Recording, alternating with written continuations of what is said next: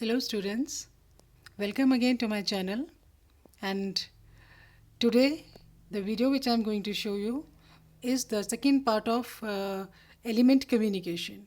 In my earlier video I told you about I explained about the meaning of communication and the process of communication along with the elements of communication. So in continuity to that we will be continuing with the same topic, that is communication, which comes under Unit 7, Chapter Directing. First of all, let me tell you what you are going to learn after watching this video.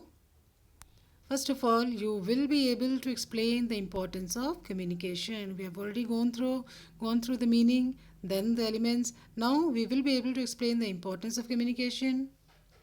We will be able to differentiate between formal and informal communication. Next is, we will be able to identify barriers to communication. And finally, you will be able to suggest the steps for improving communication. So let's start with the importance of communication. First one acts as a basis of coordination. Coordination, as we have already gone through this topic in Unit 1. So coordination needs to be maintained between different departments, between different levels. So किस तरीके से departments में और अलग अलग levels में coordination maintain करना है, उसके लिए कम्युनिकेशन बहुत ज़रूरी है. बिना कम्युनिकेशन के कोऑर्डिनेशन मेंटेन हो ही नहीं सकता. तो इसलिए पहला इंपॉर्टेंस इसका ये है कि एक डिपार्टमेंट को दूसरे डिपार्टमेंट्स के साथ मिलके काम करना है. किस तरीके से वो मिलके काम करेंगे, इसको बताने के लिए कम्युनिकेशन ज़रूरी होता है. Next is helps in smooth working of an organisation. Obviously जब सभी डिपार्टमेंट्स में लेवल्स में प्रॉपर कोऑर्डिनेशन होगा तो वो ऑटोमेटिकली उसकी स्मूथ वर्किंग में हेल्प करेगा. Acts as a basis of decision making. किसी भी मैनेजर को अगर कोई डिसीजन लेना है तो उसके पास प्रॉपर इन्फॉर्मेशंस होनी चाहिए.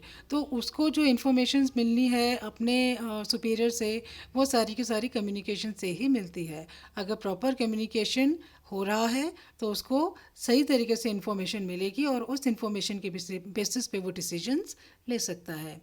Then it increases managerial efficiency. एक मैनेजर को अपने सबॉर्डिनेट्स को इंस्ट्रक्शन देनी होती है, सुपरवाइज करना होता है, गाइड करना होता है.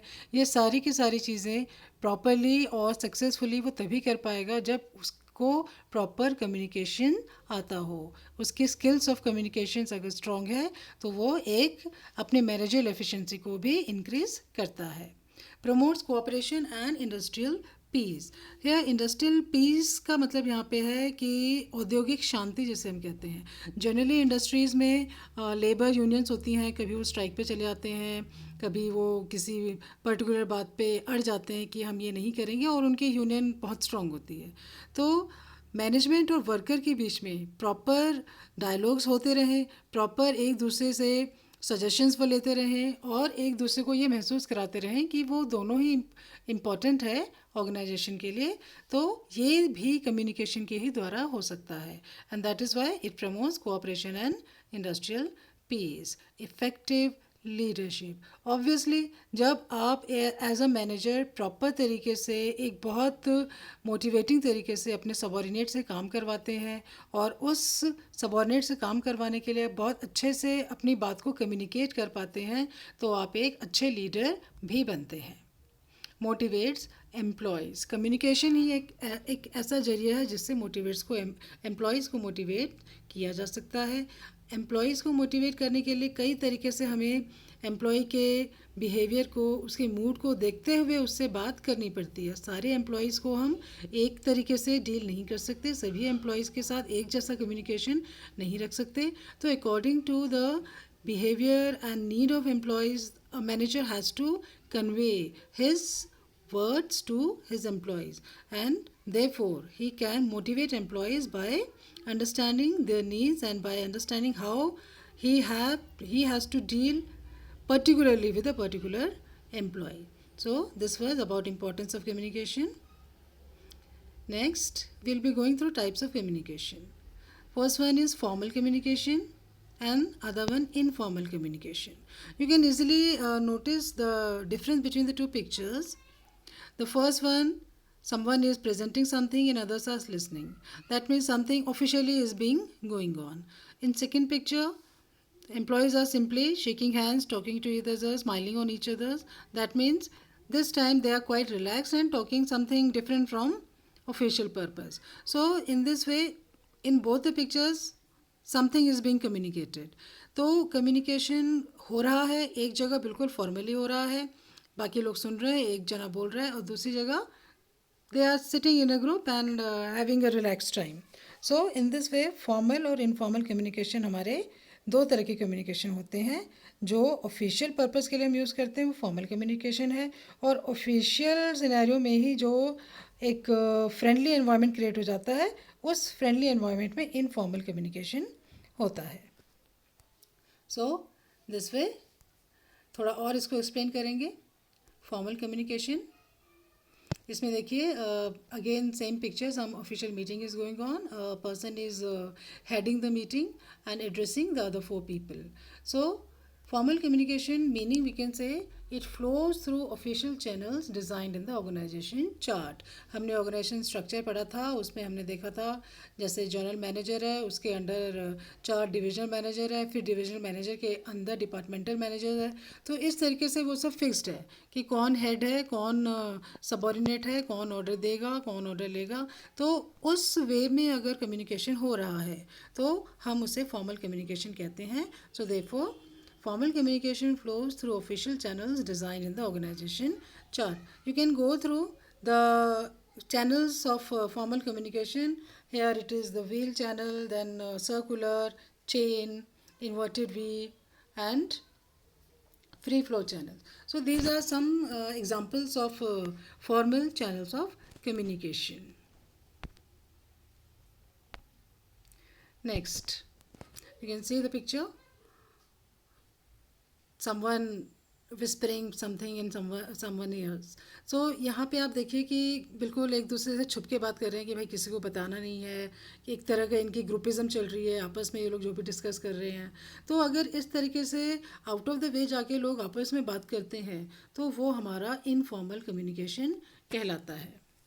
तो ये आपका जो इनफॉर्मल कम्युनिकेशन है उसका एक पिक्चर के द्वारा थोड़ा मैंने उसको एक्सप्लेन करने की कोशिश की है.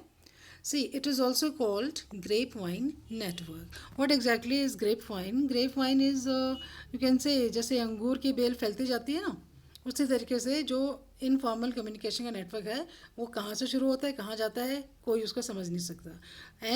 और ये अनअवॉइडेबल हो जाता है क्योंकि फॉर्मल सेटअप के अंदर अपने आप ही लोगों अपनी नीड के हिसाब से एक दूसरे से बात करने की कोशिश करते हैं, जो कि वो फॉर्मल सेटअप में नहीं कर सकते. इसीलिए इसको हम ग्रेपवाइन नेटवर्क कहते हैं. और हम कह सकते हैं कि informal communication arises out of needs of employees to exchange those views which can not be done through formal channels. Okay, then इसको और थोड़ा हम इनफॉर्मल कम्युनिकेशन यानी ग्रेपवाइन कम्युनिकेशन को पिक्चराइज वे में पूरा दिखा रखा है. कुछ इसकी भी इंपॉर्टेंस है. जैसे grapevine communication is an informal channel of business communication, ये इसका फीचर है. It is mostly found in low levels of organisation. ये गॉसिपिंग करना और एक दूसरे की चुगली करना, ये रूमर्स फैलाना ज़्यादातर लोअर लेवल में ये काम चलते हैं. Grapevine can not be use as formal communication. इसको फॉर्मल कम्युनिकेशन चैनल हम नहीं मान सकते हैं. Grapevine is called so because it spreads at all levels irrespective of the authority level. कौन ऑथोराइज्ड है क्या कहने के लिए, इन सब को पीछे छोड़ के ग्रेपवाइन नेटवर्क जो है वो कोई भी किसी से कुछ भी कह जाता है. Though formal channels exist, the informal channel develops when people interact with others in an organisation. Formal channel के होते हुए भी इनफॉर्मल चैनल अपने आप हो जाता है क्योंकि लोग आपस में जो वहाँ पे काम करते हैं तो वो अपनी पर्सनल नीड के लिए भी आपस में बात करते हैं, और उसी में वो अपनी ऑफिशियल कुछ अगर उनका कोई फ्रस्ट्रेशन है या कुछ डिस्कशन करना चाहते हैं जो वो अपने अथॉरिटी से नहीं कर सकते तो आपस में मिलकर कर लेते हैं.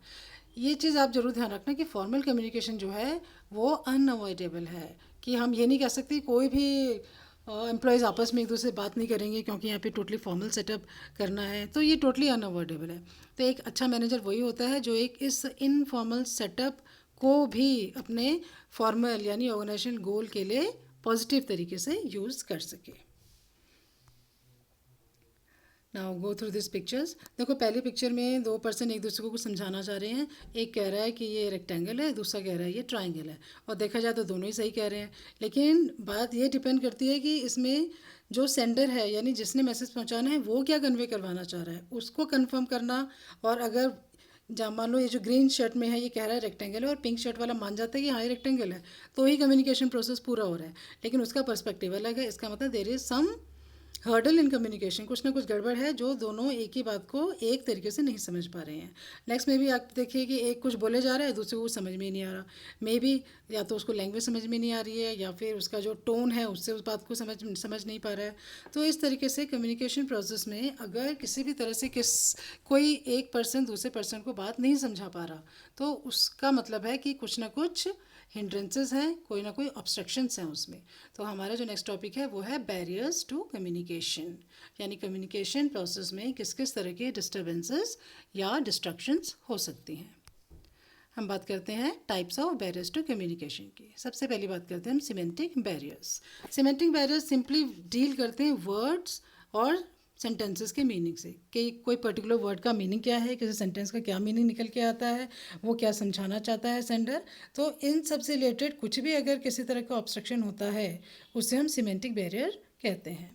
इसके हम टाइप्स और देखते हैं एग्जाम्पल के साथ। देखिए पहला है बैडली एक्सप्रेस्ड मैसेज। कोई बात अगर आपने बिल्कुल ही समझाना तो चाह रहे हो लेकिन आपने जब उसको एक्सप्रेस किया तो बहुत बुरी तरीके से कर दिया, यानी उसकी वर्डिंग्स में पंक्चुएशंस में आपने इस तरीके से डिस्टर्बेंस कर दिया कि अगला उसको कुछ और ही समझ रहा है। इसमें एक छोटा सा मैं बचपन में हमें सुनाते थे हिंदी पढ़ते समय, वो एग्जांपल दूंगी।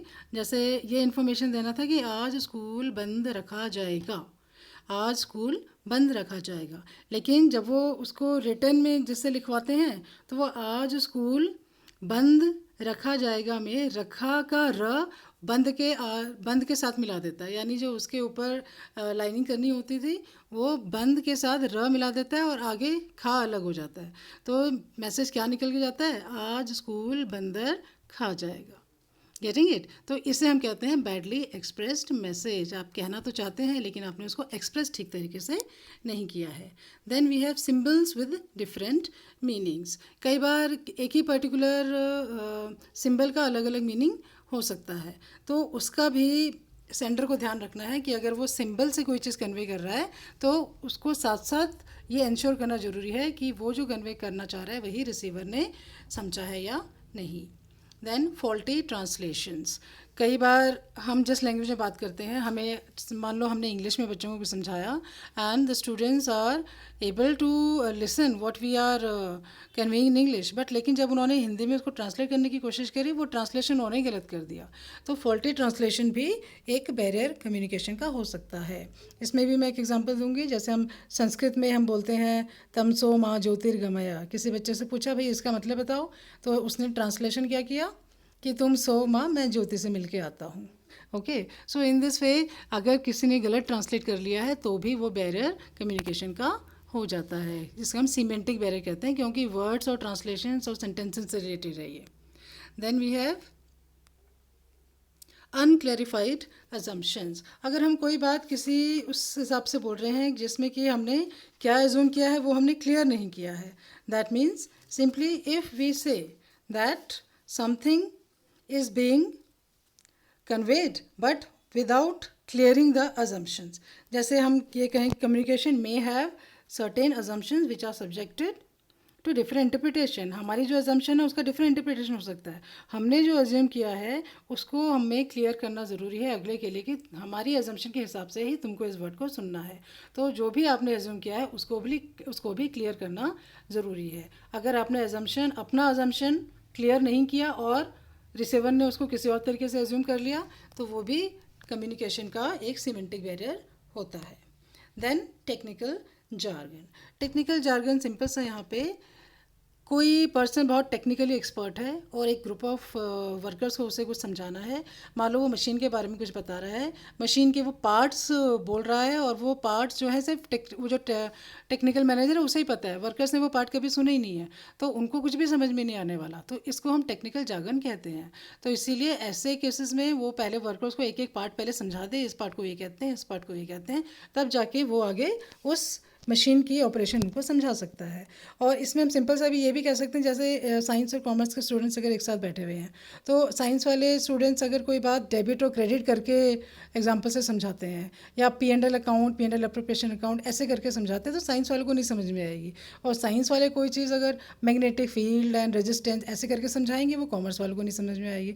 तो जो अपनी फील्ड में एक्सपर्ट है उसकी अपनी टर्मिनोलॉजी है, और वो टेक्निकल टर्म्स जो यूज़ कर रहे हैं वो अगर अगले को नहीं मालूम है, तो ऐसे में भी बैरियर क्रिएट होता है, जिसे हम टेक्निकल जार्गन कहते हैं। Then we have body language and gesture decoding. कई बार क्या होता है, हम किसी बात को बोलने के साथ साथ एक्सप्रेशन के साथ भी कन्वे कर रहे होते हैं।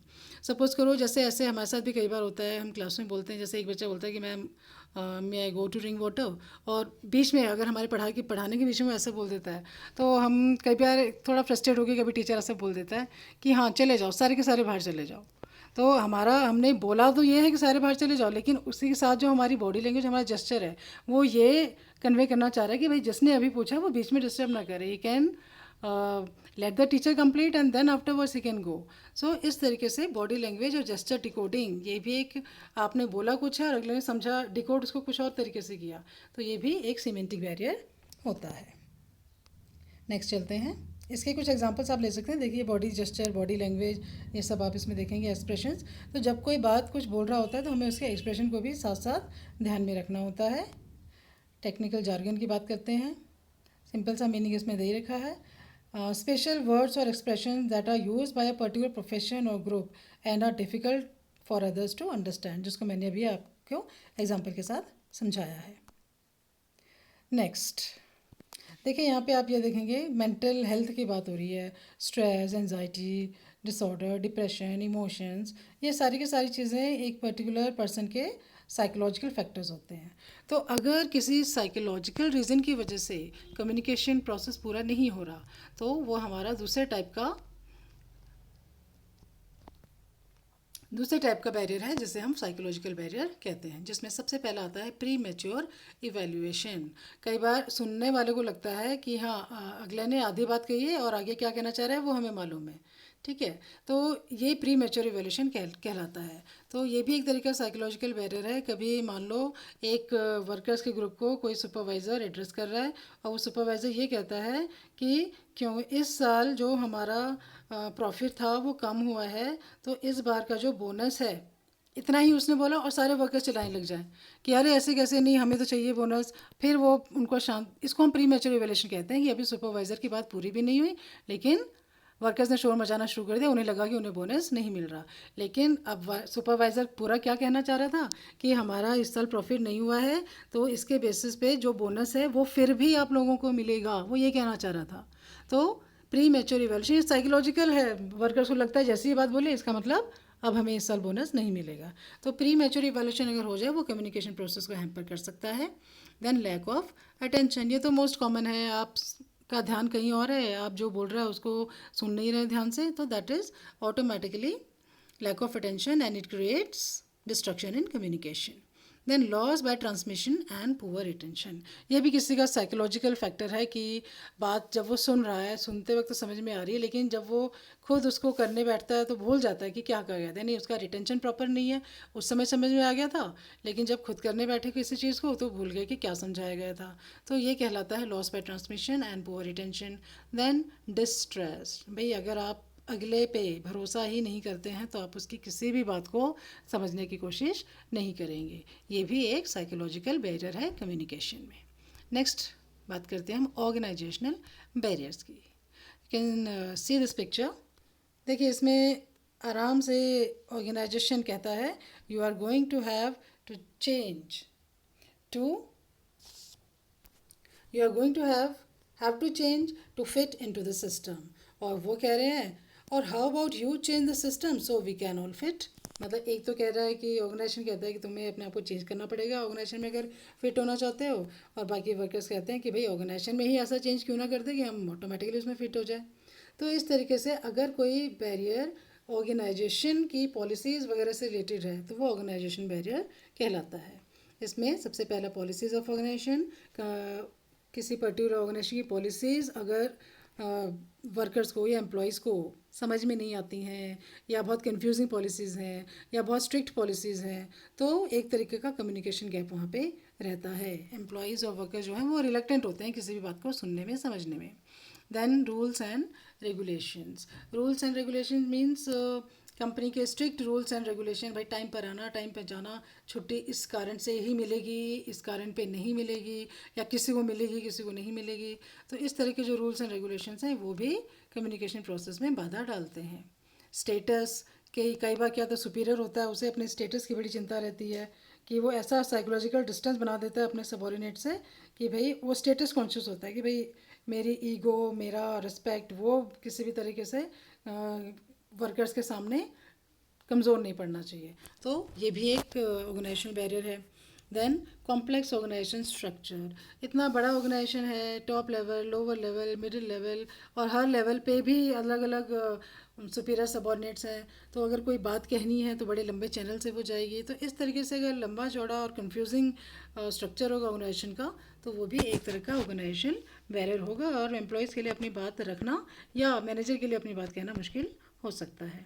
Then organisational facilities. यहाँ पे फैसिलिटीज़ होता है जैसे अगर स्मूथ, क्लियर और टाइमली कम्युनिकेशन की फैसिलिटीज़ अवेलेबल है तो आराम से किसी भी पर्टिकुलर बात को रखा जा सकता है। अब फैसिलिटीज़ में इसमें क्या आएगा? फैसिलिटीज़ यहाँ पे एक जैसे फ्रीक्वेंट मीटिंग्स होती रहनी चाहिए, एक सजेशन बॉक्स होना चाहिए, कंप्लेंट बॉक्स होना चाहिए, वर्कर्स से सजेशंस मिलने के चांसेस उनको दिए जाने चाहिए। तो इस तरीके का अगर किसी भी तरह से लैक है इन चीज़ों का, इन चीज़ों की कमी है, तो वहाँ पे कोई किसी भी रूप में कम्युनिकेशन बैरियर रहेगा।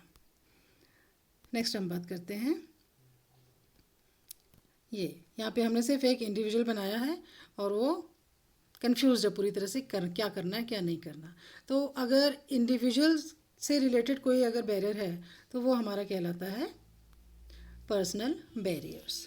पर्सनल बैरियर्स में अब क्या क्या आएगा? Fear of challenge to authority. सबसे पहली बात तो जैसे कोई सुपीरियर है, उसको टॉप लेवल ने कहा कि जाके एम्प्लॉयज़ को ये बात कन्वे कर दो, लेकिन उस बात को जिस बात को कन्वे करना है उस बात में कुछ ऐसा है कि उसकी खुद की अथॉरिटी खतरे में आ सकती है, या उसे ये लगता है कि मैंने अगर ऐसा बोल दिया फिर तो कल से कोई मेरी बात सुनेगा ही नहीं। तो ऐसा फियर ऑफ चैलेंज अगर किसी सुपीरियर को रहेगा तो वो अपनी बात का वो पर्टिकुलर कंटेंट हटा देगा, जिससे उसे ये लगता है कि ऐसे में तो कल से मेरी बात ये लोग नहीं सुनेंगे। तो fear of challenge to authority है। Then lack of confidence of superior on subordinate. अगर सुपीरियर को अपने सबॉर्डिनेट पे कॉन्फिडेंस ही नहीं है तब भी कम्युनिकेशन का जो गैप है वो रहेगा। Then unwillingness to communicate. कई बार ये दोनों तरफ से हो सकता है, मैनेजर भी हो सकता है अपनी बात रखने में अनविलिंग हो, और जो सबॉर्डिनेट है वो तो ऑब्वियसली कई बार ऐसा होता है कि सबॉर्डिनेट सुनना ही नहीं चाहते हैं अपने सुपीरियर की बात। So that is also one kind of personal barrier. Lack of proper incentives. हम जो बात कह रहे हैं, हम जो बात रख रहे हैं, उससे सुनने वाला कोई हो। ये लोअर लेवल के हिसाब से, यानी लोअर लेवल में अगर एम्प्लॉयज़ या कोई सबॉर्डिनेट अपना कोई सजेशन रखना चाहता है और मान लो वो सजेशन फॉलो भी हो जाता है, लेकिन उसको कुछ ना तो अप्रिशिएशन दिया जाता है ना उसको क्रेडिट दिया जाता है उसका। तो इस तरीके से अगर किसी के सजेशन को फॉलो तो करते हैं लेकिन उसका क्रेडिट नहीं देते हैं, तब भी वो नेक्स्ट टाइम से किसी तरह का सजेशन देना वो नहीं चाहेगा। उसे लगेगा कोई फ़ायदा तो होता नहीं है, ना तो कोई अप्रिशिएशन मिलता है, ना ही कोई हमें किसी तरह से किसी का प्रॉपर इंसेंटिव मिलता है। So that is lack of proper incentive is also kind of personal barrier. तो पर्सनल बैरियर जो होते हैं एक इंडिविजुअल से रिलेटेड होते हैं। So in this way we have gone through 4 types of barriers: semantic barriers, psychological barriers, organisational barriers and personal barriers. अब ये बैरियर्स तो हैं, पर इन बैरियर्स को हटाना भी तो है। तो बैरियर्स को हटाना होगा तभी जाके कम्युनिकेशन प्रोसेस सक्सेसफुली होगा। So that is why next topic is are improving communication effectiveness. किस तरीके से हम कम्युनिकेशन को इफ़ेक्टिव कर सकते हैं और सारे बैरियर्स हटा सकते हैं। Clarify the ideas before communication. भाई जिस पर्सन ने कोई पर्टिकुलर मैसेज कन्वे करना है वो पहले खुद क्लियर होना चाहिए उसे कि जो वो कन्वे करना चाह रहा है वो सही है या नहीं। That means whatever he wants to convey he must go for in depth study of that particular content. वो उसकी पूरी डिटेल्स उसके जानना ज़रूरी है, उसका अच्छे से सर्वे वगैरह करके उसके बाद ही वो उस बात को कम्युनिकेट करें. So clarify the ideas before communication. जो कन्वे करना है उससे रिलेटेड जितने भी आइडियाज़ हैं वो पहले से क्लैरिफाई होनी चाहिए ताकि वो क्लियरली कम्युनिकेट हो सकें. Then communicate as per the need of the receiver. Receiver की नीड के हिसाब से कम्युनिकेट करना है. आप जिस पर्टिकुलर ग्रुप को डील कर रहे हैं उस ग्रुप तक ही आपका कम्युनिकेशन मैसेज रिस्ट्रिक्टेड रहना चाहिए. If you are dealing with dealing as supervisor with workers, तो वहाँ पे वर्कर्स की नीड के हिसाब से वर्कर के लिए कितना ज़रूरी है कोई चीज़ समझाना, वो चीज़ ही आप उनसे डिस्कस करें. That is why we say that communication should be as per the need of the receiver. Then consult others. आप कुछ भी फाइनली कम्युनिकेट करने से पहले आप चाहें तो अपने जो काउंटर पार्ट्स हैं, अपने साथी मैनेजर्स हैं या किसी एम्प्लॉयज़ से भी आप पहले कंसल्ट कर सकते हैं जो ज़्यादा जानता है ग्राउंड रियलिटीज़ के बारे में. अच्छे से कंसल्ट करके उसके बाद ही आप उसको कम्युनिकेट करें. Then next is be aware of language, tones and content of message. आपको जो भी बात करनी है वो किस लैंग्वेज में कर रहे हैं. अगर वर्कर से बात कर रहे हैं, उनको अगर इंग्लिश नहीं आती तो कन्वे इट इन हिंदी. अगर किसी बात को आपको गुस्सा दिखाना है या किसी पर्टिकुलर चीज़ से किसी गलती होगी उसको समझाना है तो अपने टोन को और उस टोन में आप जो बात कह रहे हैं उसमें जो आप कंटेंट यानी वर्डिंग्स यूज़ कर रहे हैं वो उस चीज़ों का आपको ध्यान रखना ज़रूरी है ताकि किसी को बुरा ना लगे. Next is ensure proper feedback. ये बहुत ज़रूरी है कि आप जो चीज़ बताना चाह रहे हैं अगले ने उसको उसी पर्सपेक्टिव में समझा या नहीं. तो आप क्वेश्चंस पूछ के उससे, और कोई चीज़ अगर आपने समझाई है तो उससे एक डेमो करवा के तो आप कंफर्म कर सकते हैं कि हाँ आपने जो कम्युनिकेट किया वो सही पहुंचा है या नहीं. Then communicate for present and future as well. Generally हम लोग ये सोचते हैं कि अभी फ़िलहाल ये काम हो जाए उतना हम उसको समझा देते हैं, इतना तुम कर लो. लेकिन हमेशा याद रखें कि किसी पर्टिकुलर काम को आज करने से फ्यूचर में क्या फ़ायदा होने वाला है, अगर ये पता हो तो उस काम को करने में ज़्यादा इंटरेस्ट आता है. सो जो भी हम कम्युनिकेट करते हैं वो प्रेजेंट और फ्यूचर दोनों के लिए होना चाहिए. Then be a good listener. ये भी दोनों के लिए है, लोअर लेवल पे भी और अपर लेवल पे भी. यानी सीनियर जो है, सुपीरियर जो है, उसको भी अपने वर्कर्स की और अपने सबॉर्डिनेट्स की बात को सुनना चाहिए. और जो सबॉर्डिनेट है वो भी एक अच्छे लिसनर की तरह अपने सुपीरियर की बात को सुने. तो एक अच्छा लिसनर होना भी कम्युनिकेशन को इफ़ेक्टिव बना सकता है. So this was all about the element of communication. Thank you so much.